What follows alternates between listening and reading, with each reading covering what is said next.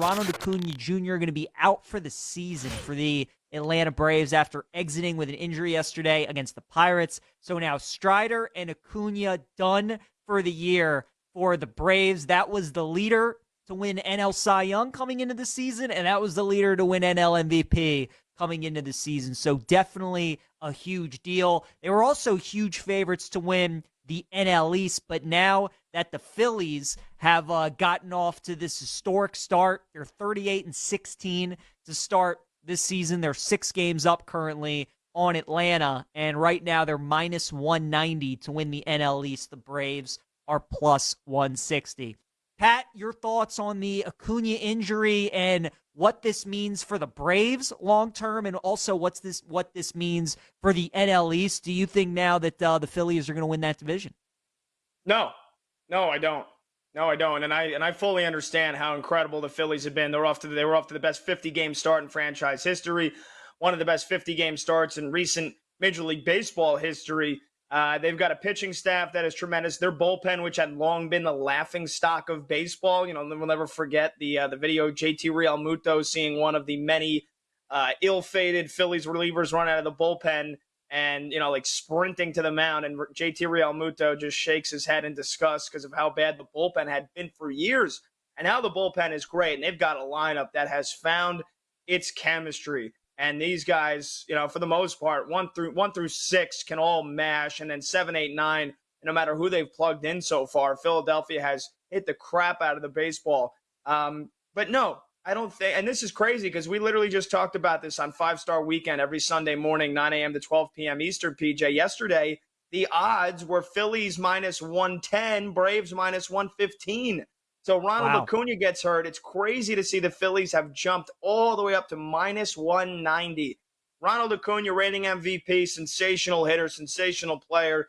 I'm not, acting like his, presence doesn't mean anything. And now that his absence isn't going to mean a lot to Atlanta. I just want to go back to 2021 when Ronald Acuna goes down with a season-ending injury for the first time. And they also lost Mike Soroka. And they also had off-the-field issues with Marcell Ozuna. And Alex Anthopoulos, the GM, then trades for Eddie Rosario, trades for Jorge Soler, trades for Jock Peterson, gets a catcher in Stephen Voigt, and the Braves go all the way to win the World Series despite only winning, 88, 89 games. This Braves core is relentless. They are fearless, and they have not gotten off to a great start this year. That doesn't mean that in a 1-month stretch, when we've still got all of June, all of July, all of August, and all of September, 4 full months for this thing to be decided, I don't think that a 7-game deficit is totally insurmountable for the Atlanta Braves. Losing Acuna is going to hurt, but it hurt in 2021, and they went all the way to win the World Series. So I'm not giving up on the Braves yet. This is not a bet that I'm by any means placing today or in the next few days here. I just don't think that the Phillies to win the NL East is a total lock here, as we haven't hit June 1st yet. It's a really good point you make about the Braves, and I mean, maybe the parallels that you can draw to the year that they won the World Series in 2021 and all the injuries that they suffered, and Acuna being one of them, and how they were able to still overcome them. I think that's a good point to make for maybe the Braves in the National League futures market, maybe still believing in them to win the NL. They are plus 450 there. The problem, though, with catching the Phillies this year in the NL East, and I agree, there's still so much baseball left. We still have over 100 games. We still have, like you said, June, July, August, tons of baseball. But the Phillies, with those 3 pitchers, with Suarez, with Wheeler, and with Nola, I think that's what's going to make it tough for the Braves to track them down. Now, the Braves, obviously, Chris Sale's been unbelievable for them. He's everything that they hoped that he would be when they picked him up. Obviously, you have Max Fried there as well, who's been very good. And then Lopez has been excellent. Charlie Morton's been solid, too. And you expect Anthopoulos probably to go out and get another guy, and certainly he's probably going to go get another hitter now that Acuna's banged up. So the pitching without Strider, and obviously Strider's been out for a while, I still think will be okay for the Braves. I still think will hold up. I think they'll get into the playoffs. They'll still win over 90 games. I just think the Phillies' top 3 is so good, and that lineup you mentioned is excellent. Now, the Phillies do have some older hitters in their lineup, right? So you do maybe worry about one or two of those guys kind of getting banged up because they have been relatively healthy up to this point, even though Trey Turner has been out of the lineup for them. But I do like the Phillies to win this division. I don't like them at the minus 190. Certainly wouldn't lay that. Like you said, I wouldn't bet this market right now.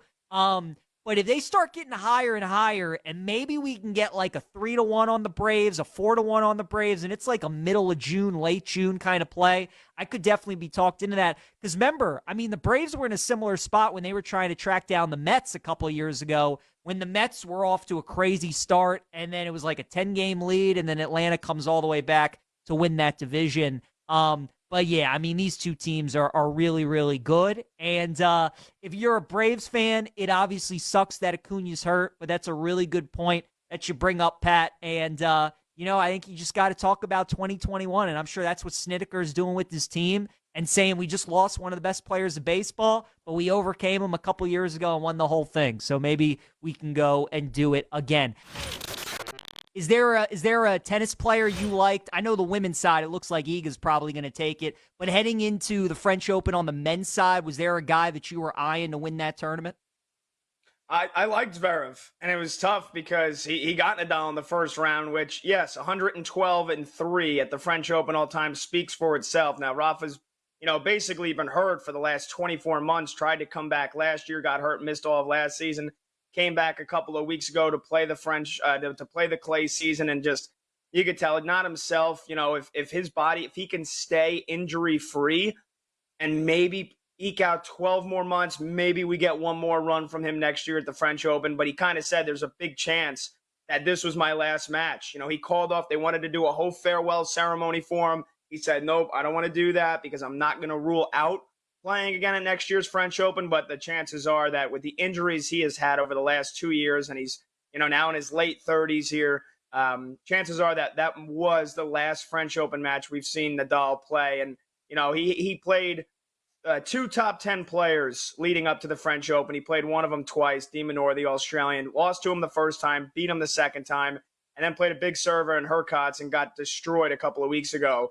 So it was always going to be a tough match, and Zverev's a top 5 player in the world. He's been to a Grand Slam final, and he just came off of winning the last big Masters tournament right before this in Rome. So, you had a guy at top form right now against Nadal who's not, needed a couple of more weeks of match play, but he looked healthy. He didn't look, like he was, a guy that's, you're watching him and say, wow, yeah, he needs to call it quits. So I'm hopeful that Rafa can play at the Olympics, which is also at the same venue at the French Open in a month and a half, 2 months from now. That's what I think most tennis fans are rooting for. But Zverev's been red hot, and he's the 4th highest odds on the board. And I think for the first time in a long time at a major in tennis, at a Grand Slam, you actually have reasons and legit reasons to want to fade the top 3 favorites. The new big 3, if you will. I don't know if, you can really call it that, but Carlos Alcaraz has been banged up. He's got, his right arm, his dominant arm is not 100%. He said, I don't really trust my forehand right now. He's been a little bit shaky. He's missed the last couple of tournaments. So, of course, talent-wise, he should be able to get to the final. Djokovic has been anything but reliable. I mean, he has gotten crushed a couple of times in his last few matches, losing to guys that are, most casual fans don't even know who they are. They're top 30, top 40 players. So Djokovic is nowhere near 100%. The aura of invincibility has worn away from him. So you have legit reasons to bet against Novak Djokovic in this tournament. And Jannik Sinner's also been a little bit banged up with his fitness. He's got a hip that he's kind of been nursing and working his way through. And we know that clay is very tough on the body over the course of 2 weeks when it's best of 5 every match. So I think Zverev plus 500. We watched him dispatch Nadal in front of the French Open crowd and faithful. That was not an easy task. He is serving 80%. He's bombing his serve. His forehand, which is usually a problem for him, looks really, really good. So I think if you want to bet somebody to win the French Open, and sure, of course, he beats Nadal today, so those odds are probably going to be a little bit lesser. But they're probably the toughest task he'll have until the semifinals. He passed it very easily today. Zverev plus 500. I really, really like. Tsitsipas, the other one that I would throw a dart at, who has really played well. leading into this tournament, and clay is his best surface. He's played a French Open final as well before.